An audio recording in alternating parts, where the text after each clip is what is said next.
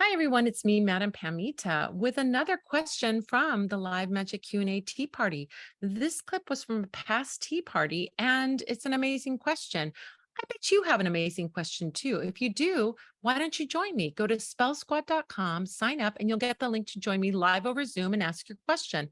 Not only that, but you'll get some other goodies, including a coupon for the Parlor of Wonders. Oh my goodness. So go to spellsquad.com, sign up, and join me. I'd love to see you there. And now for our question. Okay, Ellen says, how do I get out of this magical rut I'm in? I'll start doing daily rituals, then I'll fall off in doing them. Um, what about having a magic buddy? You can do work with me, 30 days with me, and then you'll have a magical buddy. But if you don't want to work with me or you have a friend that's doing magic too, why not get some magic like in a coven or a little group, or get together with a friend and do magic? Somehow, when we have accountability, we have someone else, either me or someone else that you're working with, you'll get in the habit. I mean, the first thing I would recommend, Ellen, is if you want to do 30-day program with me or the 13 days, 13 tools of the witch, those are really amazing, rigorous, but also bite-sized pieces. You're doing just a little bit of magic every day. And that can be transformative. I have seen the transformation for people. When we do the 30-day program, I'm giving a little plug for it because it's transformative. I've seen what happens for people. You focus on one area of your life where you'd like a transformation. It's magical mindset makeover, right? So we're shifting the mindset around a certain topic. So whether it's prosperity or love or, success or whatever you are aiming for, there's a transformation that can happen between day 1 and day 30 when you're consistently working on that topic. It's a beautiful way to work because it has a lot of joy to it. I mean, who doesn't? It's like an advent calendar or Hanukkah or one of these things where you're opening a present every day. But imagine opening a present every day for 30 days. And that present is a magical tool that you're going to be working with for, 10 minutes that day. And you're going to be learning how to work with that tool and trying it out. And you're going to be doing it every single day. It is phenomenal what happens when you do magic every day.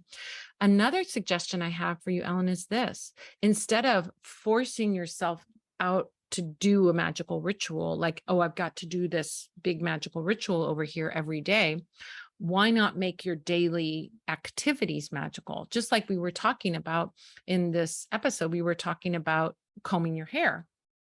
Combing your hair is combing and brushing your hair, if you have hair, is something that you do every day, right? Why not turn that into a magical ritual? Brushing your teeth. You know what I do when I brush my teeth?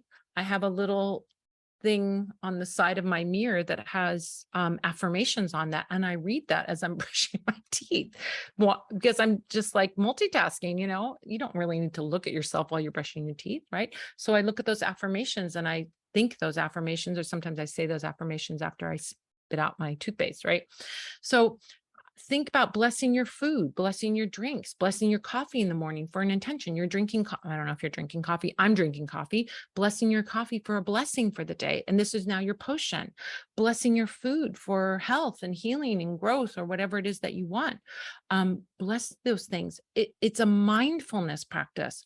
Magic is a mindfulness practice where you start to see everything that you do throughout the day can be made into a magical activity, right?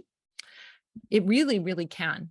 So start to think creatively about how you take your mundane things and make them magical things, rather than take yourself out of the mundane and, spend 2 hours doing a magical ritual.